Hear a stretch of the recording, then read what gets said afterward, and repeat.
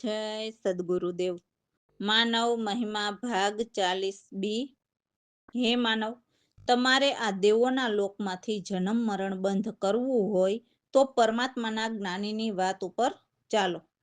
તો જે પરમાત્માના જ્ઞાનીઓ કહે છે કે આ જલતું જગત બનાવ્યું છે, અહીંયા સુખ અને દુઃખ બે પડ્યા છે, એટલે સુખ દુઃખ તો આવ્યા જ કરે છે, અને સુખ અને દુઃખ તે તમારા આગલા જન્મનો કર્મ અરીસો છે, અને તે કર્મ અરીસાના લેખ માથે મેખ મારનાર પરમાત્માના પૂરા અનુભવી જ્ઞાની સિવાય ખુદ પરમાત્મા પણ મેખ મારી શકે નહીં. તો આ વર્તમાન સમયમાં સુખી થવાની વાતો કરનાર કહે છે કે તમે આમ કરો તો સુખી થાવ ને તેમ કરો તો સુખી થાવ. તો તે શું છે?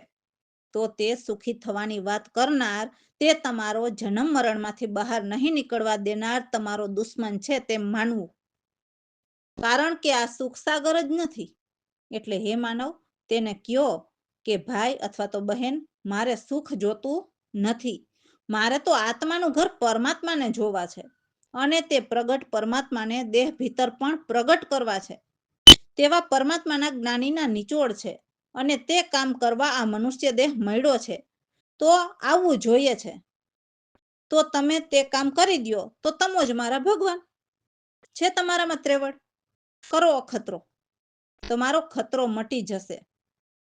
આને ભજો તો સુખ થશે ને આને ભજો તો સુખ થશે. આવા તમારા જીવનમાં ખતરા ઊભા કરનાર કરોડો છે, અને સુખની વાતો કરાવીને તમારો મહામૂલો મનુષ્ય અવતારની કિંમત તે અખતરાવાળા ખોઈ નાખશે. માટે હે માનવ, સુખની આશા છોડો, જે દરેક જન્મે મળવાનું નથી.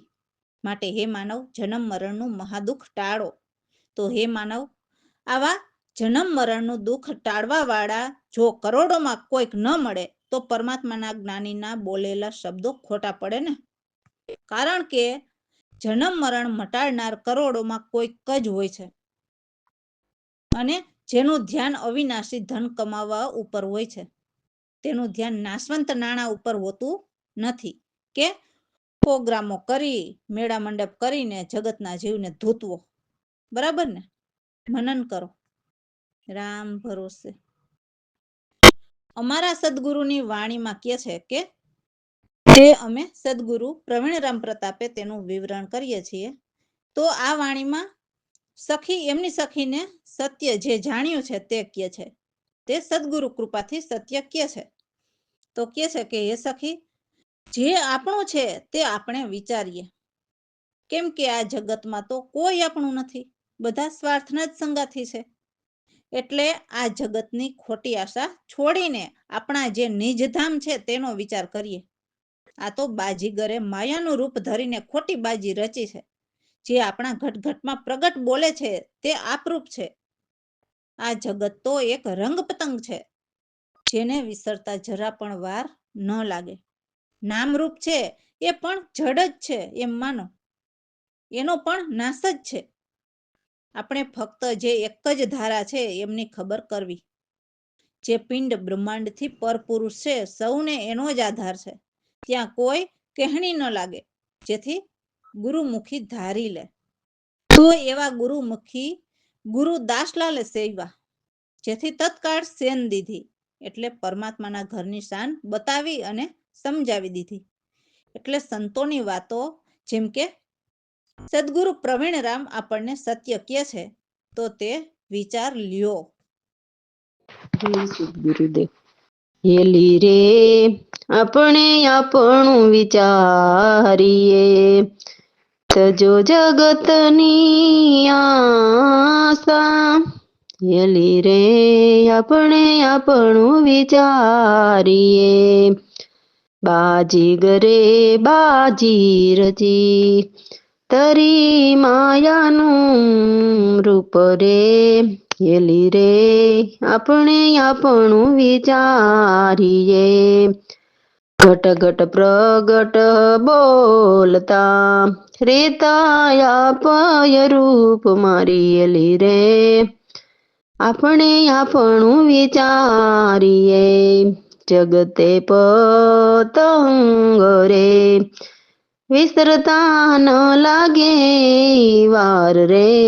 હેલી રે આપણે આપણું વિચારીએ, નામ રૂપ જળ જાણીએ, ખાલી ખબર કરી ધાર રે એલી રે, આપણે આપણું વિચારીએ, પિંડ બ્રહ્માંડની પર પુરુષ રે, સર્વ એની આધાર રે એલી રે, આપણે આપણું વિચારીએ, કેણી ત્યાં લાગે નહીં, ગુરુ મૂકી લે ધારેલી રે, આપણે આપણું વિચારીએ, દાસલાલે ગુરુ સેવા સેના દીધી તત્કાળ રે હેલી રે, આપણે આપણું વિચારીએ,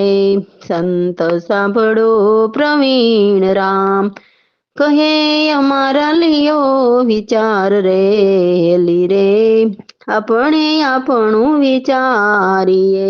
રામ ભરોસે.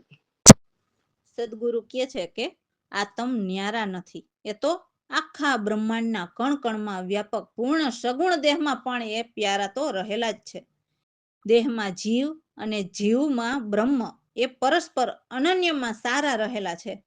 એવા વ્યતિરેક મન કામમાં અનન્ય સૂત્રવત એ એક ધારા એમની જ છે. નિર્ગુણ ન્યારા છે, પણ જે આપણી અંદર પણ આત્મા સ્વરૂપે રહેલા છે. એટલે જે દેહ ધરે એ જીવ છે, એમાં આત્મા રહેલો છે, તે પરમાત્માનું પ્રતિબિંબ જ છે.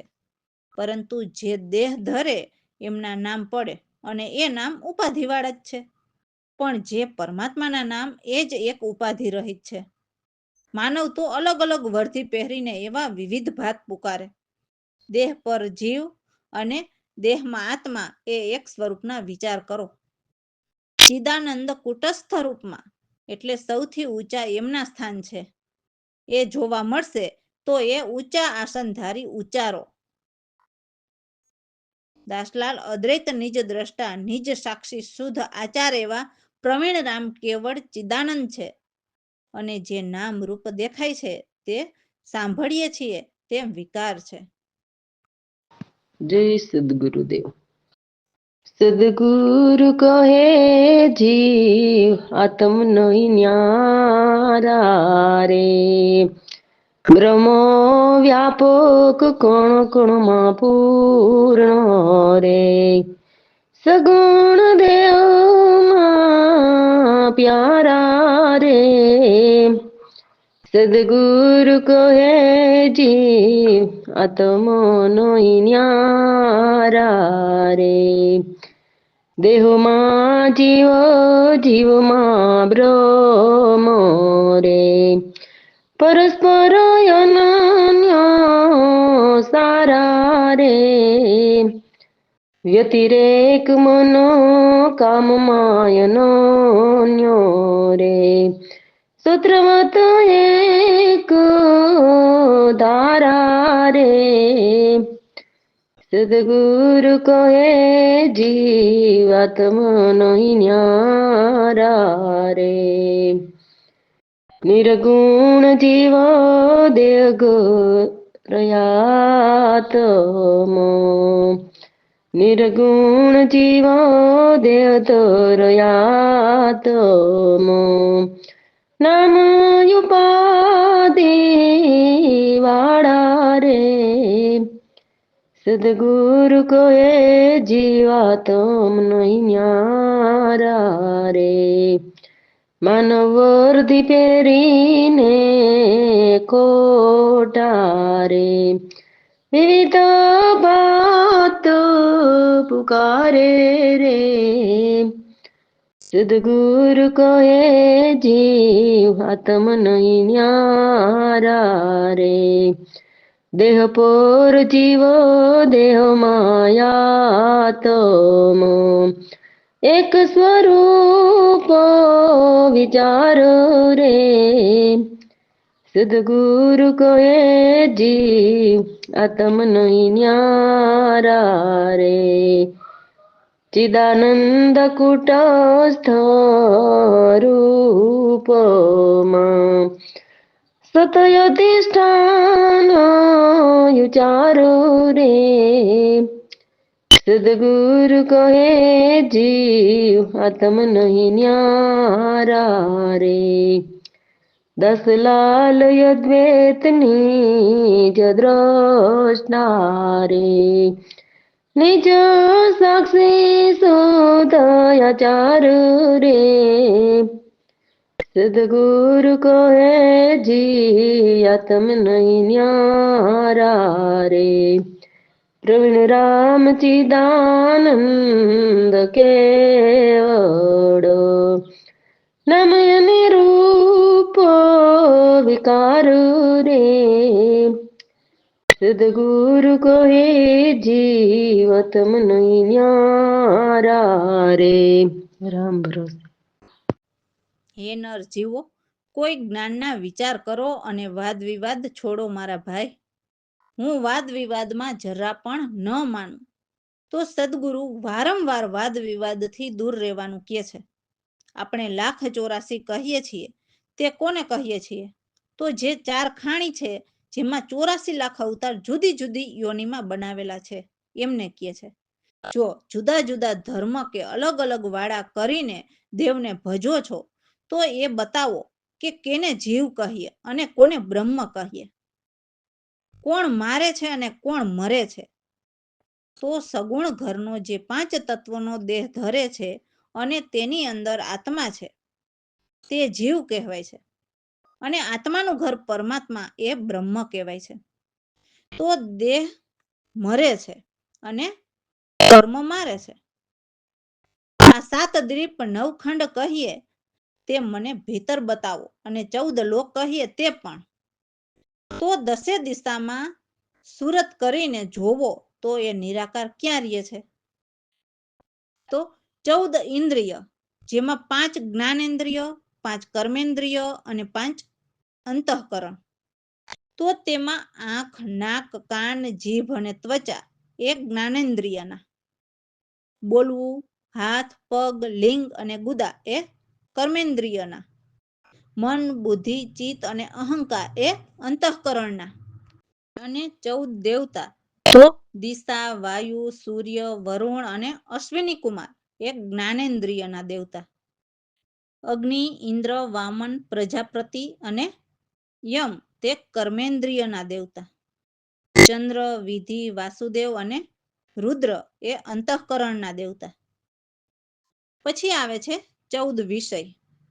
તો શબ્દ, સ્પર્શ, રૂપ, રસ અને ગંધ તે જ્ઞાનેન્દ્રિયના વિષય.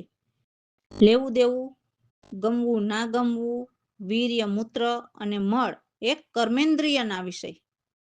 સંકલ્પ, વિકલ્પ, નિશ્ચય, ચિંતન અને અહમપણું એ અંતઃકરણના વિષય. તો આમ 14 ઇન્દ્રિય, 14 દેવતા અને 14 વિષય કીધા છે. તો એ ગુણ અને દોષને તમે જાણો. 7 ભૂમિકા કોણ કહેવાય અને 4 પદ કોને કહેવાય? જેમાં એક તો શુભેચ્છા, વિચારણા, સત્વાપતિ, તનુમનસા, અશક્તિ, પદાર્થા ભાવિની અને તુર્યંગા એ 7 ભૂમિકા. અને 4 પદ, જે સ્વપ્ન, સુષુપ્તિ, તુર્યા અને તુર્યાતીત એ 4 પદ. તો 5 કોષના સ્થાન બતાવો એમ કહે છે. તો અન્નમય, પ્રાણમય, મનોમય, વિજ્ઞાનમય અને આનંદમય કોષ. તો એમના પવન 3 લોકથી પાર લખાવો. તો આવા બધા જ સવાલ પરમાત્માના જ્ઞાની સિવાય કોણ કરી શકે? તો સદગુરુ પ્રવીણ રામપુરા નાદ બુંદથી ન્યારા રહે છે. તો દાસલાલ કહે છે કે હે પ્રભુ, અમે તમારા ચેલા, તમારા ચરણના પ્યારા છીએ. જય સદગુરુદેવ. નરજીવો કરો કોઈ જ્ઞાન વિચાર, વાદ વિવાદ છોડી દે ભાઈ, હું નહીં માનું લગાર. 1,84 કોને કહીએ, કેને કહીએ કરતાર, કેને કહીએ જીવ બ્રહ્મ બતાવો, કોણ મરે કોણ મારે, નરજીવો કરો કોઈ જ્ઞાન વિચાર, સાત દ્વીપ નવખંડ દર્શાવો, 14 લોક પુકાર, દશેરે દિશામાં સુરત કરી દેખો, કહા રહે નિરાકાર, નરજીવો કરો કોઈ જ્ઞાન વિચાર, 14 ઇન્દ્રિય 14 દેવતા, 14 વિષયો વિકાર, 5 25 ગુણ દોષ બતાવો, ખોલો અર્થ કરી સારા, નરજીવો કરો કોઈ જ્ઞાન વિચાર, 7 ભૂમિકા કેને કહીએ, કેને કહે પદ 4, 5 કોષ સ્થાન બતાવો, પવન લખાવો પાર, નરજીવો કરો કોઈ જ્ઞાન વિચાર, પ્રવીણ રામ ગુરુ પૂરા, નાદ બુંદ થી ન્યારા, દાસલાલ પ્રભુ તમારા ચેલા, ગુરુ ચરણ ના પ્યારા, નરજીવો કરો કોઈ જ્ઞાન વિચાર. રામ ભરોસે. તો સદગુરુ સમજાવે છે કે હે મન મારા, ભૂલ એ તો બહુ જ મોટી ફાંસી છે. હે મન, જો તું તારું અસલી રૂપ ભૂલ્યો તો અનેક જાતના દુઃખ પામીશ. હે મન મારા, તું ક્યારેય પણ સ્વપ્ને પણ જૂઠું કરવાનો વિચાર ન કરતો, કેમ કે એ વિધિ બધી જ બહુ તપાસીને કરે છે. તો જાગ્યા ત્યારથી સવાર, જો પરમ સદગુરુને પામીશ તો બધી જ ઉદાસી મટી જશે. નહીં તો સ્વપ્ન તો એવા હોય છે કે વાંજણી સ્ત્રીને પ્રસૂતિ થાય અને બાળક જન્મે અને વળી રમાડતી હોય છે, પણ ઊંઘમાંથી જાગે તો કોઈ પુત્ર નથી દેખતી અને ફરી ઉદાસ થઈને બેઠી. એટલે એવા વાંજ્યા ગુરુને પૂજવાથી ઉદાસી સિવાય કશું જ ન મળે. જેમ ભૂપતિ એટલે રાજા હોય તે સ્વપ્નમાં ભીખમાં ટુકડો રોટલો માંગતો હોય, પરંતુ ઊંઘ ઉડે ત્યાં તો ભૂપના ભૂપ જ હોય છે. અને જેમ સૂતા હોય તેમ જ એ આરામથી સુખેથી સૂતા હોય છે. જેમ મોટા મહેલમાં કૂતરો કાચના મંદિરમાં પોતાનું પ્રતિબિંબ જોઈને ઘુરક્યું કરતો હોય છે, પણ સત્ય જાણ્યા વિના એમની કલ્પના કેમ કરીને મટે? ભસી ભસીને જાત થાકે પણ કલ્પના ન મટે.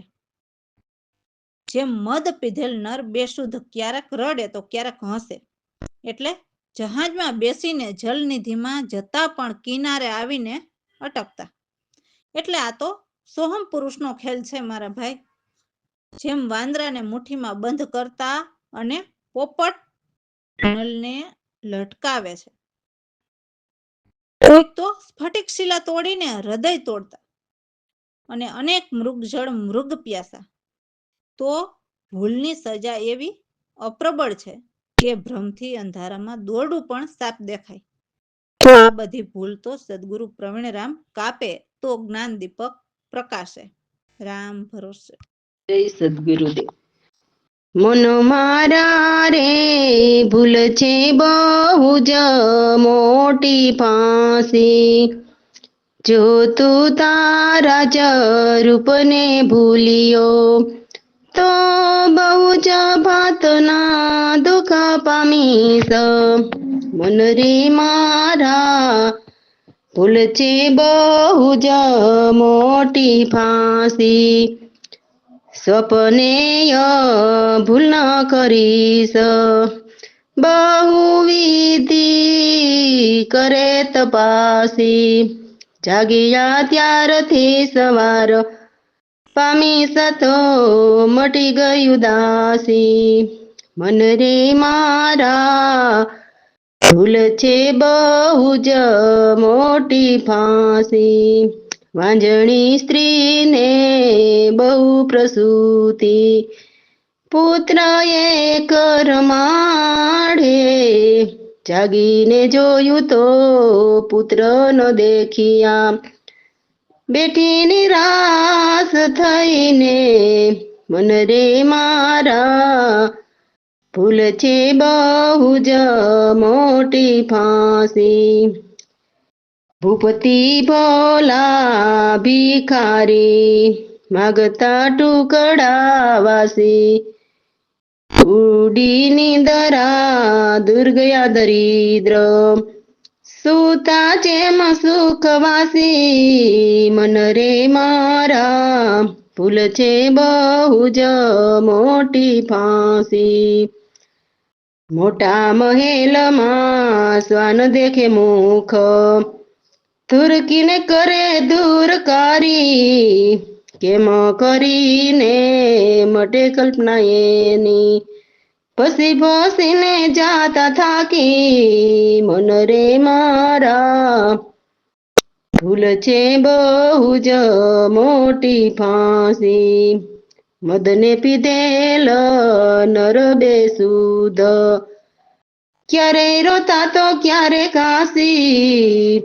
જહાજમાં બેસી જલનિધિમાં જાતા, કિનારે આવીને અટકતા, મન રે મારા ભૂલ છે બહુ જ મોટી ફાંસી, જેમ મરકટને મુઠ્ઠીમાં બંધ કરતા,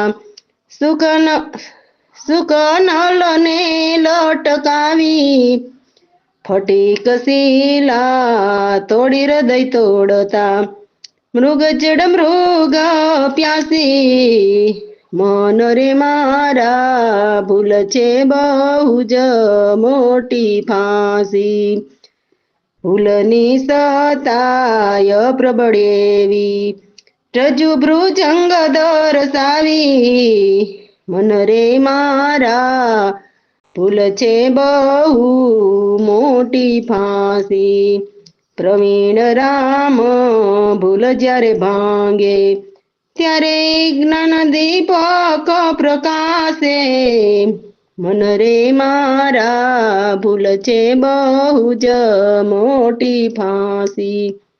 રામ ભરોસે.